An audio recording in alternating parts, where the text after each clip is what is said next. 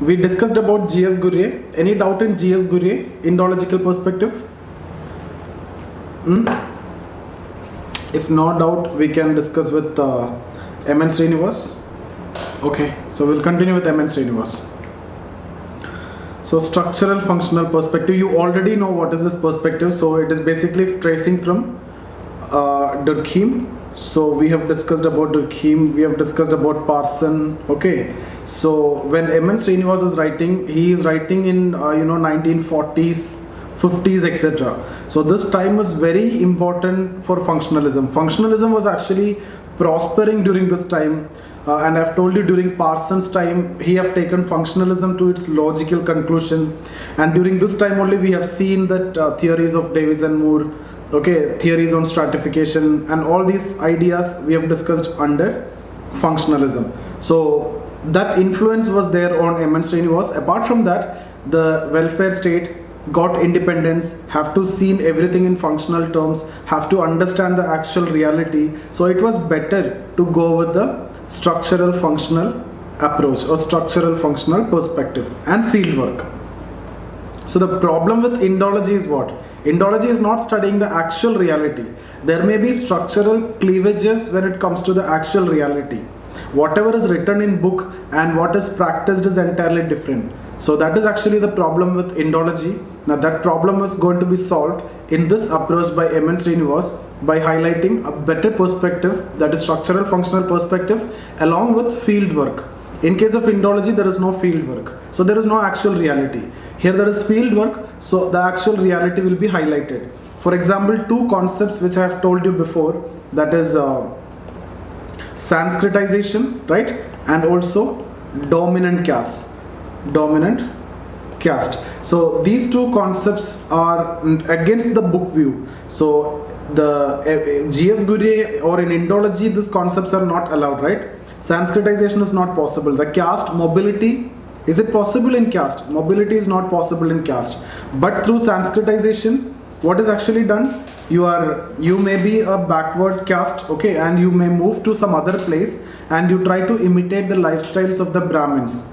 Okay, so it is not necessarily Brahmins also, the dominant caste in that area. Sometimes it is not necessary that the Brahmins are the dominant caste. So you will imitate the lifestyles of those dominant caste. Mostly you understand it as Brahmins or the dominant caste.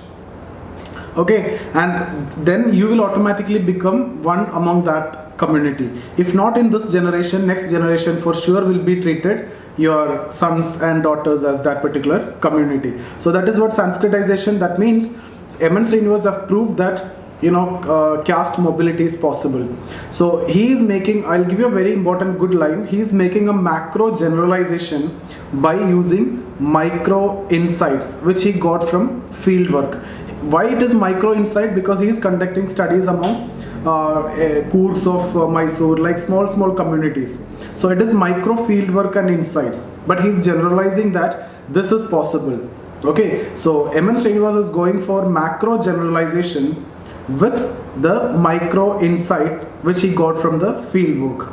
So Sanskritization is a concept which is totally different from book view, from field view. Dominant caste also. According to Gurye, which caste is dominant? Brahmins, and only Brahmins are dominant, and Brahmins are dominant all the time also.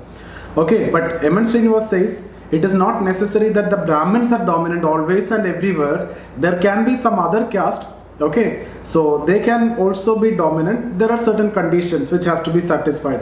That means there should be numerical in number. So numerical strength means automatically they can capture power also political level through election. Then secondly, they should have education, they should have adequate land wealth, they should have job, government employment, etc. So these are some conditions which are highlighted by M.N. Srinivas. So what I am saying is his approach is mainly field work. Okay. Now we will see this approach. With the gradual development of sociology in India, new perspectives have been used by different sociologists during different periods. Structural functional perspective was introduced during 1940s by M.N. Srinivas.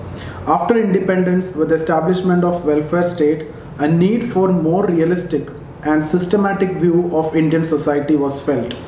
It was considered essential particularly from the point of view of planning. Structural functional perspective emerged as an important perspective in this regard. The emergence of this perspective can be traced to the initial sociologists who got their training under Western anthropologists and sociologists. Due to the popularity of this perspective in Europe and America during 30s and 40s and 50s, the initial Indian sociologists were also motivated to apply the same on the understanding of Indian society. So we basically are talking about what is structural functional perspective and the influence of the foreign thinkers on the structural functional perspective. For example, Émile Srinivas was the student of Radcliffe-Brown. Okay, so his approach will have definitely that flavor of his mentor. Okay, like now, use of structural functional perspective in understanding Indian society. So what are the things which is focused in structural functional perspective? You see here, this perspective aim at studying the patterns of relationships, social institution, and their working in the society in a holistic manner. So trying to identify patterns of relationship. If you remember when we discussed about Herbert Spencer, I have told you exactly the same point. Trying to identify the patterns of relationship, that means macro, social institution, and their working in the society in a holistic manner. Okay.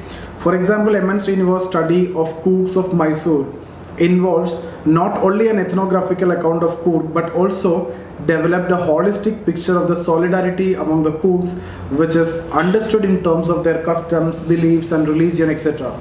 So the idea is you have to identify the patterns of relationship, how the interrelationship and interactions are going on in a holistic manner. Okay, not only an ethnographical account.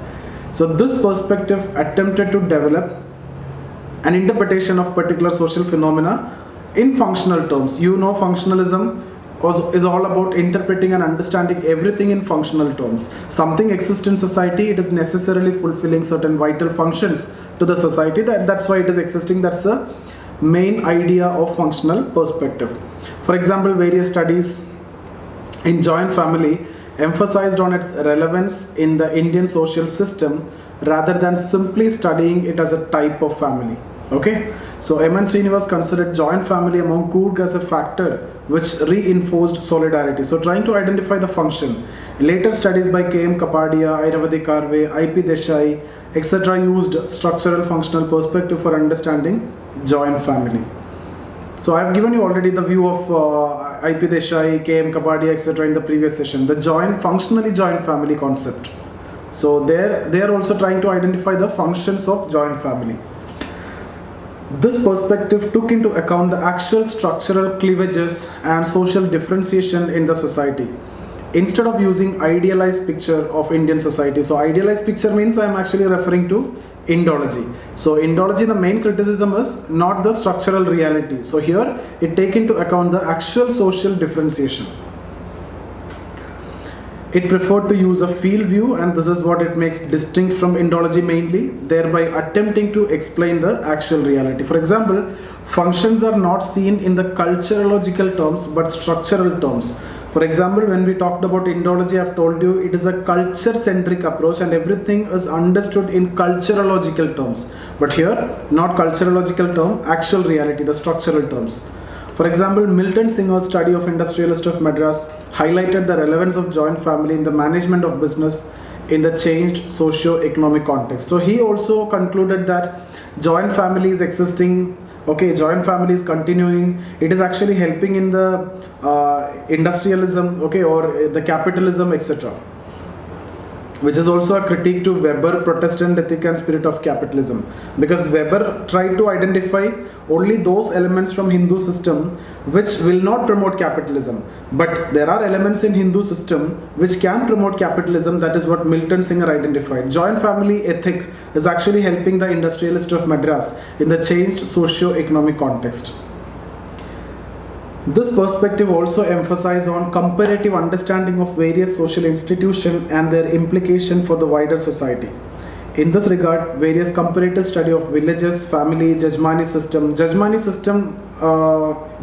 system means, see, it's like this: Jajman, he is like a village head or a bigger powerful person in an area. So there are some people depending on him, like Kamins, K1, K2, K3, etc. So these Kamins are working in the field of judgments, or they have some connection with the judgment. The idea is the judgments will take care of the Kamins. Okay, so like that. So in case of any marriage, any functions, any education like that, the judgments will take care, but Kamins are always working for the judgments. So when we use the Marxist perspective, we will try to identify this as exploitation. Okay, so the exploitative judgment system. But when it comes to functional terms, this ensures solidarity and jointness among the members of the society. So various studies like family, judgmani system, caste, etc. were undertaken, and more realistic structural functional view was generated. This also included the inter-regional variation and their relative importance in a particular social context. This perspective in India has been used with other theoretical perspective, more particularly anthropology, during 1950. So initially, along with anthropology, it was used, but this perspective was largely combined with field view. Even anthropology also, it is combined with field view. So this also combined with field view, but in the later 60s, 70s, this perspective was used in its pure form also. Émile Srinivas was considered as founding father of the structural functional perspective in India. So when we discussed about Indology, G.S. Gurye, okay, so founding father of not structural functional perspective, don't write that, in India, okay. So when we discuss about structural functional perspective, it is Émile Durkheim. His study of courts of Mysore in the late 1940s is a classical exhibition of the use of structural functional perspective in sociology. Émile Srinivas used this perspective along with an anthropological view. Okay, in this regard, his perspective is a blend of his mentors, that is Radcliffe-Brown and Ivan Pritchard. You don't want to study about these people, no questions will be asked. Thus, Émile Srinivas is known for introduction of structural functional ethnography. Structural functional ethnography means structural functional approach plus field study, these two together. Okay, it is written here, structural functional ethnography for the study of Indian society. It is nothing but a combination of structural functional approach. Okay, so combination of structural functional approach means functional approach and a field view. What is the main difference between functionalism and structural functional? Structural functional means you're trying to see everything in functional terms like functionalism, but to a particular structure. For example, when we talk about caste system, it is only to India, Jajmani system only to India. So we cannot generalize it. You cannot say functionalist approach. It is better to say structural functional approach, because it is functional for the particular structure of India. Okay. He aimed at collecting empirical data through field study, right? He collected empirical data through field study and then analyzing it in a holistic manner using structural functional approach. Émile Srinivas clearly distinguished between book view and field view and advocated intensive field work as a central methodology. Srinivas also introduced the method of direct observation for the purpose of field view. The mode of inquiry was inductive, and he also drew from Indological sources. So this point yesterday we have discussed, the relevance of Indology. I've told you even the Émile Srinivas in his studies draws considerably from Indological sources, because any study if you are undertaking, if I need to study about caste, I definitely need to know what is caste. For that you have to refer to Indological sources. Inductive, you know what is inductive, so he is also positivist. Okay, so he is having a lot of influence of the positivists like Durkheim, etc. So inductive approach, direct observation, empirical data collected. We have discussed all this. Will tell you that he have a blend or a tilt towards positivism.